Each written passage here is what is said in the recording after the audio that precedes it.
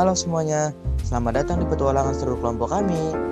Pernahkah kalian berpikir bagaimana tubuh kita bisa mengenal indahnya warna, merdunya suara, hingga lezatnya makanan? Itu semua karena kita memiliki 5 pahlawan hebat yang disebut Panca Indera.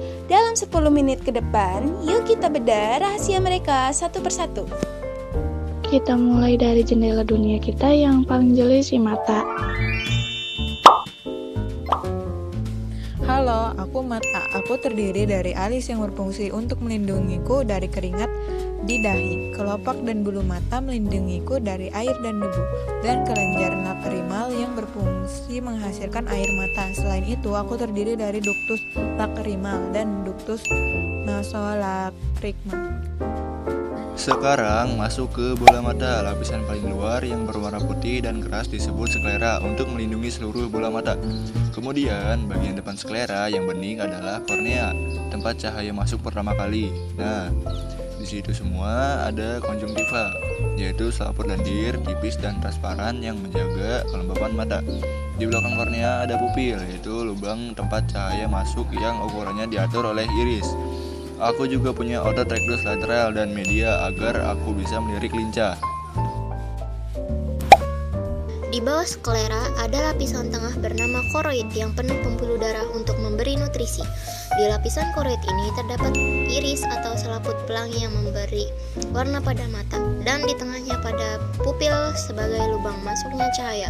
Di belakangnya ada lensa yang bertugas memfokuskan cahaya tersebut. Selain itu, ada cairan vitreous humor yang kental untuk menjaga bola mata tetap bulat. Lapisan terdalam tempat cahaya terima adalah retina. Di sini terdapat sel batang untuk cahaya redup dan sel kerucut untuk melihat warna. Nah, teman-teman, saat cahaya difokuskan oleh lensa, sebenarnya terdapat bayangan yang terbalik di retina kita. Tapi kita tidak melihat dunia secara terbalik karena syaraf optik langsung mengirim sinyal ke otak kita.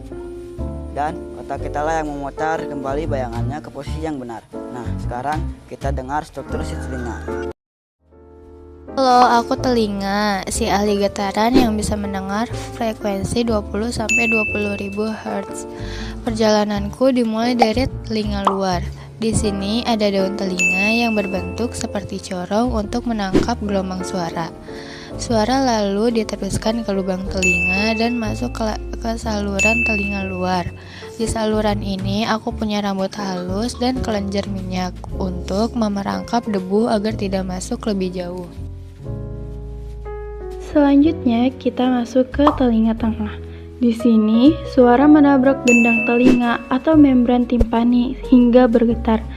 Getaran ini lalu menggerakkan 3 tulang pendengaran terkecil di tubuhmu. Pertama, tulang martil atau malleus yang menempel di gendang telinga. Kedua, tulang landasan sebagai penghubung. Dan ketiga, tulang sanggurdi atau stapes yang memperkuat getaran. Getaran dari tulang sanggurdi ini kemudian akan mengetuk tingkap jorong sebagai pintu masuk ke telinga bagian dalam. Di bagian ini juga ada saluran eustachius yang menjaga tekanan udara agar telingamu tidak sakit saat berada di ketinggian. Akhir adalah telinga dalam. Getaran tadi masuk ke kolea atau rumah siput berisi cairan limfa dan organ korti. Disinilah getaran diubah menjadi sinyal listrik. Aku juga punya saluran setengah lingkaran sebagai indera keseimbangan tubuhmu. Akhirnya, sinyal listrik dibawa oleh saraf auditori menuju otak agar kamu bisa mendengar suara. Lanjut ke indera peraba kita, yaitu si kulit. Halo, aku kulit. Aku memiliki 3 lapisan. Lapisan pertama adalah lapisan epidermis atau lapisan luar. Lapisan kedua adalah lapisan dermis atau lapisan tengah yang mengandung kelenjar minyak, keringat, dan akar rambut. Lapisan ketiga adalah hipodermis, yaitu bagian lemak. Lalu aku memiliki 5 korpus, yaitu korpus yang pertama adalah korpus Ruffini untuk merespon panas, yang kedua adalah korpus Meissner untuk merespon sentuhan lembut, yang ketiga adalah korpus Krauss untuk merespon dingin, yang keempat adalah ujung syaraf tanpa selaput untuk merespon sakit atau nyeri, yang kelima adalah korpus Pacini untuk merespon tekanan. Halo, aku hidung. Strukturku dimulai dari lubang hidung yang mengarah ke rongga hidung. Di dalamnya terdapat tulang hidung dan rambut hidung untuk menyaring udara. Ada juga selaput lendir untuk melembabkan dan menyesuaikan suhu udara yang masuk. Di bagian atas rongga hidung terdapat selaput lendir olfaktori dengan rambut-rambut halus bernama silia. Silia inilah yang menangkap molekul bau. Lalu saraf olfaktori mengirimkan sinyalnya ke otak agar kita bisa mengenali berbagai aroma. Lidah permukaanku tidak rata karena tertutup oleh tonjolan-tonjolan kecil yang disebut papila. 1. Papila piliformis berbentuk seperti benang halus dan tersebar di seluruh permukaan lidah. 2. Papila fungiformis bentuknya seperti jamur dan banyak tersebar di bagian ujung serta sisi lidah. 3. Papila foliata terletak di bagian pinggir atau samping lidah. 4. Papila circumvallata ini adalah papila yang ukurannya paling besar.